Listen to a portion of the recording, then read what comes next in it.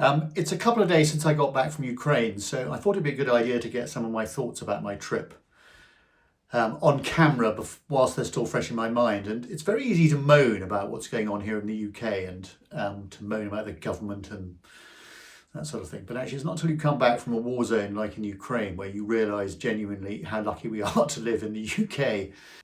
But there were several things about the trip. My colleague Ollie Lambert and I, we did spend a couple of nights in Auschwitz on the way down, which was pretty sobering. And to do that, followed by a trip to Ukraine with the amazing Pickups for Peace. They've now delivered over 600 trucks or pickups to the Ukrainian people, and most of them go straight off to the front line. They're used by the drone pilots, etc., etc. So they're very much needed. And we loaded up our truck with thermal drones, medical Bergens and that sort of stuff. So we had a lot of kit. Ollie and I raised a lot of money. Thank you very much to everyone who donated money. The whole experience of crossing from Poland into Ukraine, you forget that a lot of these ex-Soviet countries, when you go into them, they're quite slow. We're currently sitting in the queue. This is there.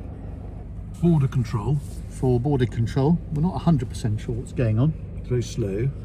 It is quite slow. As you can see, Ollie and I are rather unshaven, so that's because we're going for the onto these. For the butch. Look, which is just Haribo Tang facets. We've got 3 packets. We originally bought 18 Star Bars. We've got through 10. We've got 8 left. We had one this morning. We're going to have another one this afternoon. The trouble is, we've just been told that we've got to drive from here to Lviv in literally bumper to bumper convoy. Hazard lights on, not allowed to stop for anything.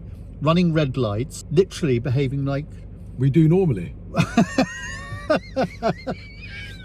Anyway, that's all at the moment from what I would describe as a hinterland here between Ukraine and Poland. And when we're out the other side, we'll let you know. Okay? Well, we have lost half the convoy, so I'm not quite sure. Well, yeah, there's quite a lot. There's quite a big gap behind me. 17 of us when we started off with. It should be 27.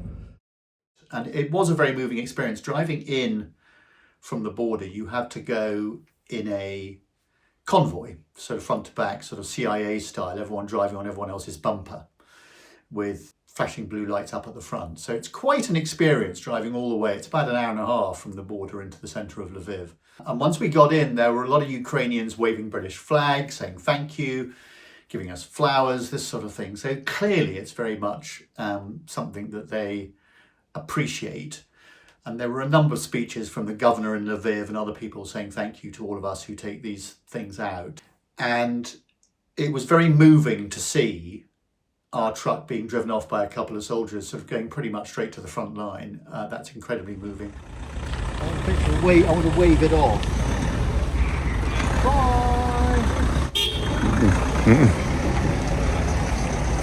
Nice.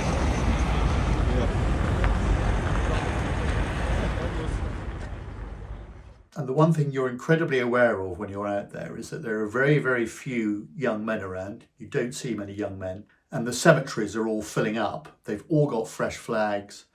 The Field of Mars, which we went to in Lviv to have a look at, has doubled in size. This is something that's been there for a very long time. It's doubled in size in 1 year. So, and there are an awful lot of pictures of young men. All the graves have pictures on them. A lot of women now as well. So it's very moving considering that really a whole generation of young people is being taken away to try and resist what they see as an invasion and an incursion.